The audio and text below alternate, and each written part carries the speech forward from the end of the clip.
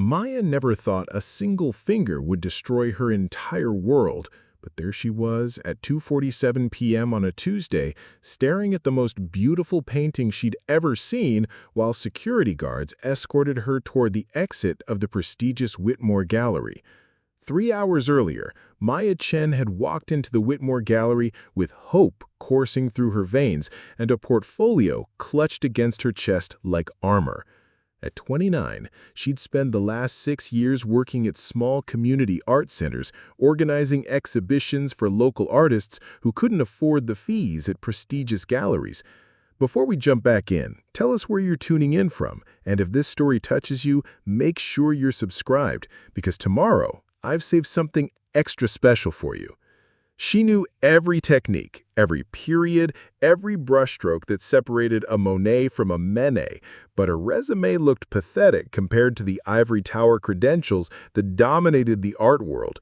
The Whitmore Gallery represented everything she dreamed of since childhood. Its soaring ceilings housed collections worth hundreds of millions, and its exhibitions could make or break an artist's career. When she'd seen their job posting for Assistant Curator, Maya had spent 3 sleepless nights perfecting her application, knowing this was her one shot at joining the elite circle that controlled the art world. Maya had grown up in a tiny apartment above her grandmother's flower shop, where the only art on the walls were her own crayon drawings and a faded print of Van Gogh's sunflowers. Her grandmother, Nai, had saved every penny to send Maya to community college, then watched with pride as her granddaughter earned a master's degree in art history through night classes and weekend jobs. But that pride couldn't erase the reality that Maya had no connections, no trust fund, no family name that opened doors in the rarefied world of high-end galleries. The interview had started well enough. Maya sat across from Victoria Whitmore, the gallery's director, in an office that screamed old money and older prejudices. Victoria was everything Maya expected from the photographs she'd studied online. Perfectly coiffed blonde hair, designer suit that cost more than Maya's monthly rent, and the kind of practiced smile that never quite reached her eyes. The walls were lined with photographs of Victoria shaking hands with celebrities, politicians, and art world luminaries, each image a reminder of the circles Maya could never hope to enter. Maya had prepared for every possible question, and her answers flowed with genuine passion and deep knowledge. She discussed the influence of abstract expressionism on contemporary artists, analyzed the market trends affecting emerging painters, and outlined innovative programming ideas that could attract younger audiences to the gallery. For 45 minutes, she felt like she belonged in that leather chair, contributing to a conversation about the art world she loved so desperately. Victoria seemed impressed, or at least interested. She asked follow-up questions, nodded at Maya's insights, and even smiled when Maya described her vision for community outreach programs. Maya dared to hope that her knowledge and passion might finally outweigh her lack of pedigree. Then, Victoria stood up and announced they would tour the current exhibition, a retrospective of contemporary American painters that had been generating significant buzz in art circles. Maya followed her through the gallery's pristine hallways, past works that took her breath away. Every piece was perfectly lit, expertly curated, and accompanied by detailed placards that demonstrated the kind of scholarly attention Maya craved to be part of creating. They stopped in front of a painting that made Maya's heart race. It was a medium-sized canvas, covered in layers of deep blues and silver, with texture so rich it seemed to pulse with life. The brushwork was extraordinary, each stroke deliberate yet somehow spontaneous, creating a surface that seemed to shift and breathe under the gallery's carefully calibrated lighting. Maya had studied this artist's work extensively, written papers about his technique, but seeing it in person was completely different. "This is remarkable," Maya whispered, leaning closer to examine the impasto technique. The paint was built up in thick ridges that caught the light, creating shadows and highlights that photographs could never capture. Without thinking, without any conscious decision, her finger reached out and barely grazed the surface of the paint. It was the lightest touch, a split second of contact driven by pure instinct and reverence for the craftsmanship she was witnessing. Maya had touched paintings before in her studies, always with permission, always under controlled circumstances. Conservators regularly handled artworks with proper precautions, and Maya's touch was so gentle it couldn't have disturbed even the most delicate surface. But she had forgotten where she was, forgotten that she was being evaluated, forgotten everything except the magnetic pull of the art itself. Victoria's gasp cut through the gallery's hushed atmosphere like a blade. "What do you think you're doing?" Her voice dropped to a venomous whisper that somehow carried more impact than shouting would have. Preparing and narrating this story took us a lot of time, so if you are enjoying it, subscribe to our channel. It means a lot to us. Now back to the story. "Did you just touch that painting?" Maya jerked her hand back, horror flooding her system as she realized her mistake. "I'm so sorry, the technique is so incredible, and I've studied this artist extensively. I barely touched it, and I can assure you that no damage." "Get your hands away from that artwork immediately." Victoria's composure cracked, revealing something cold and ugly underneath her professional veneer. "Do you have any idea what that piece is worth? Do you understand the protocols that govern how we handle these works?" Other visitors began to notice the commotion. Maya felt their eyes on her, saw them whispering to each other, and wanted nothing more than to disappear into the polished marble floor. "Victoria, please, I understand your concern, but as someone with extensive training in art conservation—" "Training?" Victoria's laugh was sharp and humorless. "Training doesn't excuse this kind of unprofessional behavior. This is exactly the problem with candidates who come from less refined backgrounds. You clearly don't understand the standards we maintain here." The words hit Maya like physical blows. Less refined backgrounds. The careful way Victoria pronounced the words made it clear she wasn't just talking about professional experience. This was about class, about belonging, about the invisible barriers that separated people like Maya from people like Victoria. "I made a mistake," Maya said, trying to keep her voice steady. "A small one that caused no damage to the artwork. I was responding to the beauty of the piece, which I think demonstrates my genuine passion for—" "Passion doesn't excuse ignorance. Passion doesn't replace proper training or understanding of professional boundaries. This kind of behavior is exactly why we maintain such strict hiring standards." Maya felt something crumble inside her chest. She'd known this world would be difficult to enter, but she'd believed that knowledge and dedication would eventually open doors. Standing there under Victoria's withering stare, she realized how naive she'd been. This wasn't about qualifications or ability. This was about fitting into a world that had already decided she didn't belong. Victoria signaled to a security guard who had appeared at the edge of their conversation. Maya hadn't even noticed him approaching, but apparently her transgression warranted official intervention. The guard was polite but firm, explaining that she needed to leave the premises immediately. "This interview is over," Victoria announced loudly enough for everyone in the surrounding galleries to hear. "We'll be in touch if we decide to move forward with your candidacy." Both women knew that call would never come. Maya walked through the gallery's marble foyer with as much dignity as she could muster, but inside she was drowning. Every step felt like a betrayal of the dreams that had carried her through years of night school and weekend jobs. Every glance from other visitors felt like confirmation that she'd never belonged here in the first place. The security guard opened the heavy glass door for her with practiced efficiency, and Maya found herself standing on the sidewalk outside the Whitmore Gallery at 2:47 p.m. on a Tuesday, watching her future disappear behind walls of glass and steel. The late afternoon sun felt too bright after the gallery's carefully controlled lighting. Traffic moved past with indifferent efficiency, while Maya stood frozen on the sidewalk, trying to process what had just happened. She'd prepared for difficult questions, for skepticism about her background, even for outright rejection. But she hadn't prepared for public humiliation, for being treated like a criminal because she'd responded to art the way any true lover of beauty would respond. Maya's phone buzzed with a text from her best friend, Jessica. How'd the interview go? I'm dying to hear everything. She stared at the message, unable to formulate a response. How could she explain that her entire career had just been destroyed by a moment of instinctive appreciation for beauty?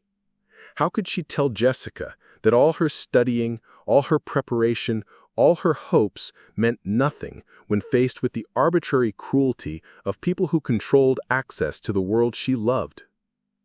Instead of answering, Maya started walking. She had no destination in mind, just a desperate need to move, to put distance between herself and the scene of her professional execution. The city swirled around her in a blur of noise and motion while she replayed every second of the encounter, searching for something she could have done differently. Maybe if she'd been more careful, more aware of the boundaries. Maybe if she'd come from the right family, gone to the right schools, known the right people. Maybe if she'd been anyone other than Maya Chen, granddaughter of a flower shop owner, dreamer of impossible dreams. Her phone buzzed again. This time it was her grandmother. "How did your big interview go, darling? I lit a candle at temple for you this morning." Maya felt tears threatening and quickly shoved the phone back into her purse. Nai had sacrificed so much to give Maya opportunities she'd never had herself. How could Maya explain that all that sacrifice had led to this moment, standing alone on a sidewalk with her dreams in ruins? The financial reality of her situation began to sink in as she walked aimlessly through the city's museum district.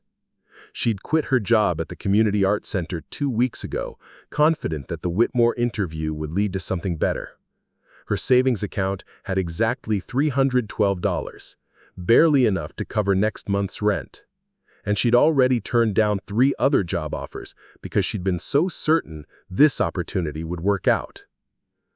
Maya had always been the responsible one, the planner, the person who researched every decision and calculated every risk. But she'd gambled everything on this chance, and now she was facing the consequences of believing that merit and passion could overcome the arbitrary barriers that protected people like Victoria Whitmore from people like her. She found herself in Washington Square Park as the sun began to set, watching families and couples enjoy the warm evening, while she sat alone on a bench, finally allowing herself to feel the full weight of what had happened. The humiliation was worse than the professional setback. Victoria hadn't just rejected her candidacy. She'd made it clear that Maya was fundamentally unsuitable for their world, too rough around the edges, too eager, too unrefined to be trusted with the treasures that defined high culture. Maya pulled out her phone and scrolled through job listings with growing desperation. Entry-level positions at galleries required experience she didn't have. Museum jobs were scarce and competitive. Teaching positions demanded credentials she couldn't afford to pursue. The art world that had seemed full of possibilities just hours earlier now felt like a fortress designed specifically to keep her out. As darkness settled over the park, Maya made the walk back to her tiny studio apartment with heavy steps and heavier thoughts. She climbed 3 flights of stairs to her door, turned the key in the lock that stuck every single time, and stepped into the space that suddenly felt more like a trap than a home. The walls were covered with art books, exhibition catalogs, and prints she'd collected over the years. Her small desk was stacked with research notes for papers she'd written about contemporary artists, theoretical frameworks she'd developed for understanding how art functioned in society, ideas she'd hoped to implement in a gallery setting. Looking at it all now, Maya felt like she was surveying the remnants of someone else's life, someone naive enough to believe that loving something deeply was enough to build a career around it. She made a cup of tea and sat in her single chair, trying to figure out what came next. The logical choice was to call the Community Art Center and ask for her old job back, to accept that her dreams had been too big and her reach too ambitious.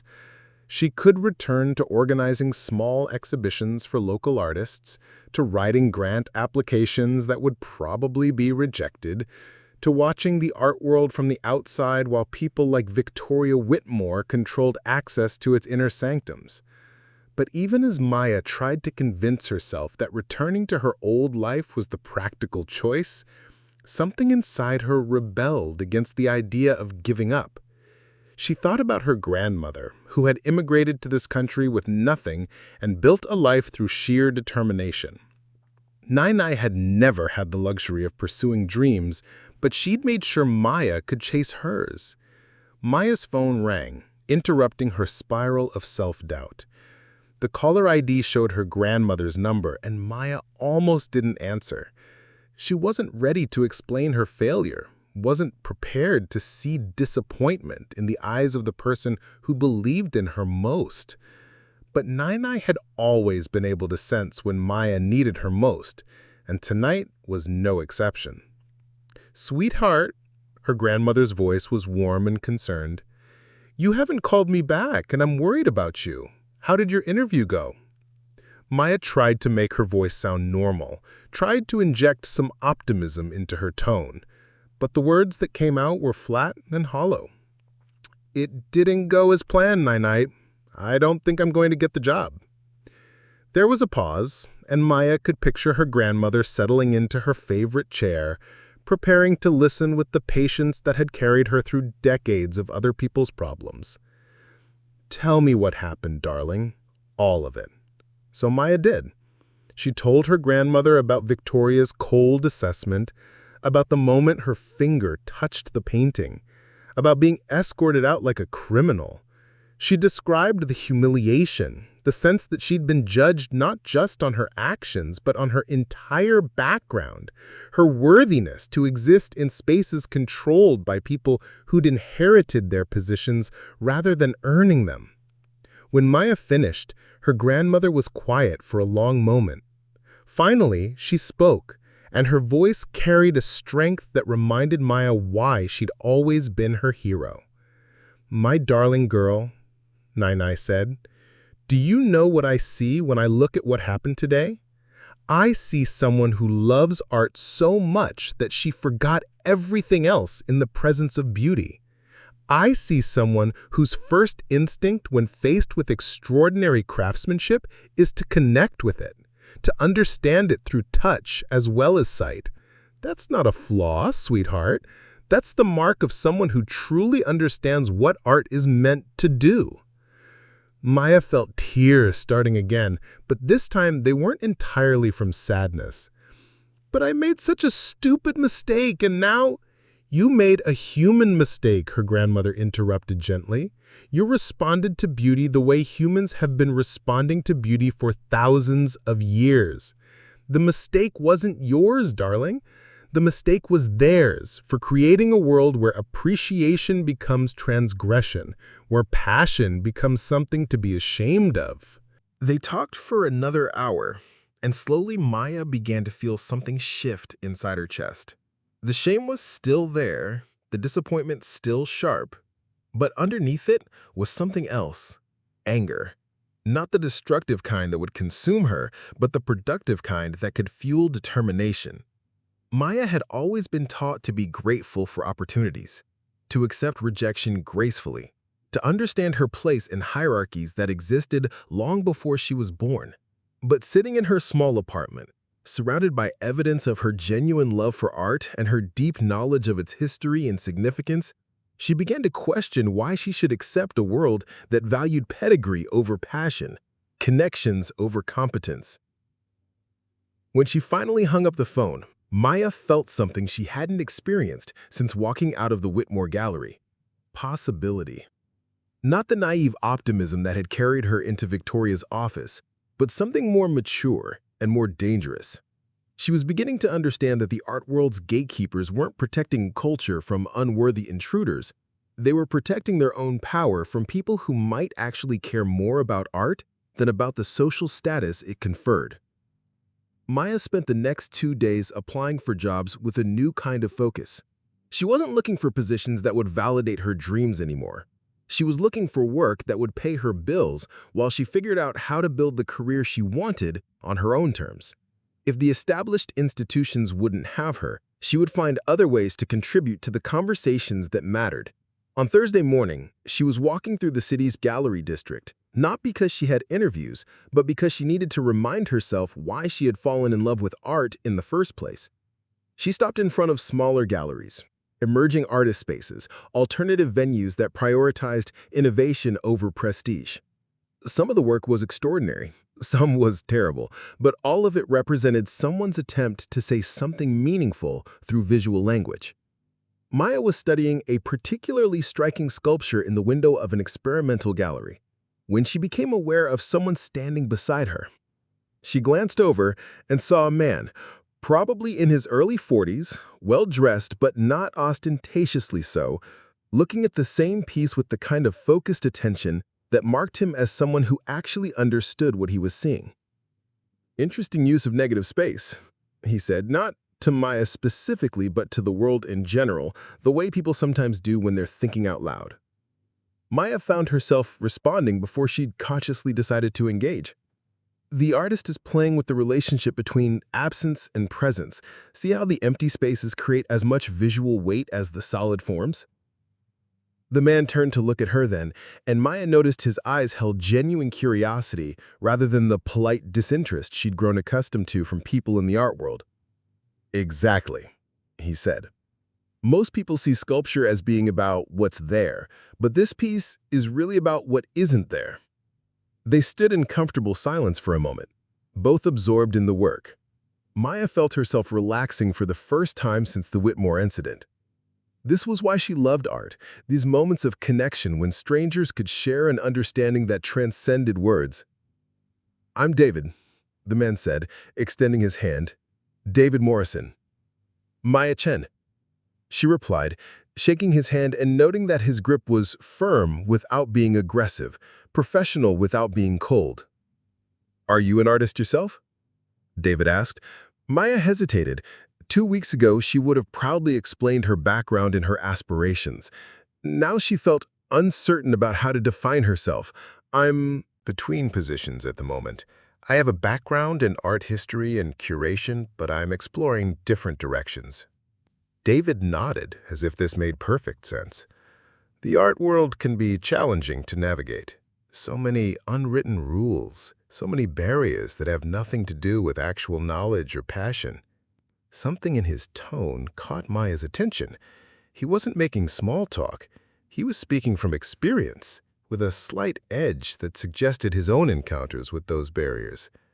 She found herself looking at him more carefully, trying to place him in the complex ecosystem of galleries, museums, and cultural institutions that made up the city's art scene. "Do you work in the art world?" Maya asked. David smiled, and for a moment, his expression became complicated in a way Maya couldn't quite read. "You could say that. I spend a lot of time thinking about how art functions in society, how institutions shape access to culture, how we decide what's valuable and who gets to make those decisions." They continued walking, stopping in front of other galleries and discussing the work they saw. David's knowledge was impressive, but not showy. He asked thoughtful questions about Maya's perspectives and listened to her answers with genuine interest. For the first time in days, Maya felt like herself again, engaged in the kind of conversation that reminded her why she'd chosen this path, despite all its obstacles. When they reached the end of the gallery district, David checked his watch and seemed surprised by how much time had passed. "I hate to cut this short, but I have a meeting I can't miss. Would you be interested in continuing this conversation over coffee sometime? I'd love to hear more about your thoughts on contemporary curation practices." Maya felt a flutter of hope mixed with caution. She'd learned to be wary of promises from people in the art world, but something about David felt different. His interest seemed genuine, his questions had demonstrated real knowledge, and their conversation had been the first pleasant thing to happen to her since the Whitmore disaster. "I'd like that," she said, accepting his business card. The cardstock was expensive but understated, with simple lettering that read, "David Morrison, Private Art Advisor." "I'll call you," David promised, and something in his tone made Maya believe he actually would. As she watched him disappear into the afternoon crowd, Maya looked down at the business card in her hand and felt the first spark of genuine optimism she'd experienced since Tuesday afternoon. Maybe her story wasn't over after all. Maybe there were still people in the art world who valued knowledge over connections, passion over pedigree. She had no idea that David Morrison was about to change her understanding of everything she thought she knew about art, power, and the complex relationships between the two. She had no idea that their chance meeting would set in motion a series of events that would not only salvage her career, but transform it in ways she'd never dared to imagine. All she knew was that for the first time since walking out of the Whitmore Gallery, she felt like someone who belonged in the world she loved. And sometimes that feeling is enough to change everything. David called Maya the next morning, inviting her to coffee at a small cafe in the Arts District. When he arrived, his demeanor seemed different, more serious than their casual gallery encounter. "Maya, I need to tell you something about the Whitmore Gallery," David said, after they'd settled at a corner table. "Victoria Whitmore is my wife." Maya nearly dropped her coffee cup. Your wife? She told me about the incident, but her version was very different from what happened, David continued. She claimed you damaged a valuable painting and became aggressive when confronted. Maya felt her cheeks burn. I barely touched it, and I was nothing but apologetic. I believe you, David said firmly, and that's exactly why we're having this conversation. He leaned forward, his voice dropping to a more intimate tone. Maya, I'm not just an art advisor. I'm one of the largest private collectors in the country. That painting you touched? I own it. I loaned it to Victoria's gallery for the exhibition. Maya stared at him in disbelief. You're the collector. When Victoria told me someone had touched one of my pieces, my first thought wasn't anger. It was curiosity about what they saw that compelled them to reach out. Art is meant to move us, to create connections beyond the purely intellectual. Your instinct told me more about your qualifications than any resume could. Maya struggled to process this revelation. But I broke protocol. You responded to beauty authentically, David corrected. I've been watching the art world for years, seeing how people like Victoria treat people with genuine passion. I've been looking for someone who understands that great curation requires both knowledge and emotional intelligence. David pulled out a folder filled with artist portfolios. I'm opening a new gallery, not like the Whitmore with all its barriers and pretensions. I want to create a space where art is accessible, where people can engage without feeling intimidated. I need a curator who shares that vision. Maya examined the artists in his folder, recognizing emerging talents she'd studied and admired. These artists are incredible, but most galleries won't take risks on experimental work like this. Exactly, David smiled. That's why I need someone who sees potential where others see problems. Maya spent an hour discussing exhibition ideas, sketching layouts on napkins, describing programming that could help visitors understand contemporary art. David listened intently, building on her concepts and asking thoughtful questions. This is exactly what I mean, David said. You don't just see individual artworks. You see how they work together to tell larger stories about creativity and culture. Maya looked at her sketches, feeling the familiar excitement that had gotten her in trouble at the Whitmore. For the first time since that humiliating interview, she felt proud of her passion. "I'll do it," she said. David's face lit up. "Are you sure? I want creative control over exhibitions and the freedom to take risks on artists others won't consider," Maya stated her conditions clearly. "Deal," David said, extending his hand. 6 months later, Maya stood in the Morrison Contemporary Gallery, watching visitors engage with art in revolutionary ways.